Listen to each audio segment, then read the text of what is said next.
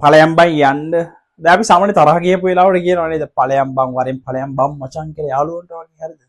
ඒ සාමාන්‍ය ටැමිල් ෆිල්ම් එකක් එහෙම බලපු කෙනෙක් නම් ඔය දැකලා තියෙනවා මේ ඉන්දියන් ෆිල්ම් වල පේට්ටිය බඳගෙන ඇවිල්ලා උඩට උස්සලා බැඳලා කඩුවක් එහෙම අරගෙන රැවුල චුට්ටක් අම්බවලා පෝඩා කියලා කියනවනේ හරි. මේ බලන්න. රයිට්. පෝ කියලා කියන්නේ හරිද? පෝ කියන්නේ ඵලයන් හරි. ඵලයන්. මේක ගෞරවාන්විත නැහැ නිකන් යාළුවෙක්ට වගේ ඵලයන් බම් පෝඩා කියන්න පුළුවන් හරි. පෝංග කියලා කියන එක ගෞරවාන්විතයි හරි. පෝංග. රයිට්. මේකේ තේරුම තමයි යන්න හරි. රයිට්. දැන් අපි කියනවානේ මේ ඵලයන් බම් යන්න.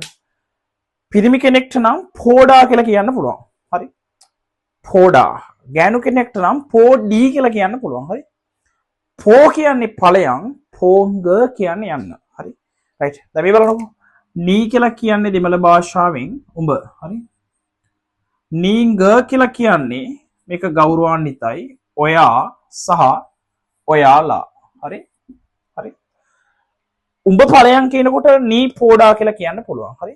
ඔයා යන්න කියනකොට නීංග පෝංග කියන්න පුළුවන්. රයිට්. දැන් පෝංග කියන එක චුට්ටක් ගෞරවාන්විතයි. අම්මා පෝංග අම්මා යන්න. තංගචි පෝංග නංගි යන්න. රයිට්. අප්පා පෝංග තාත්තා යන්න. උඹ ඵලයන් නී පෝඩා කියන්න පුළුවන්. හරි. පිරිමි කෙනෙක්ට නී පෝඩි ගැහණු කෙනෙක්ට පොදුවේ කියන්න පුළුවන්. නී පෝ උඹ ඵලයන් කියන්න පුළුවන්. හරි.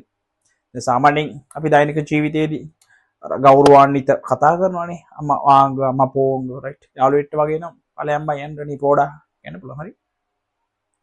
සරියම්.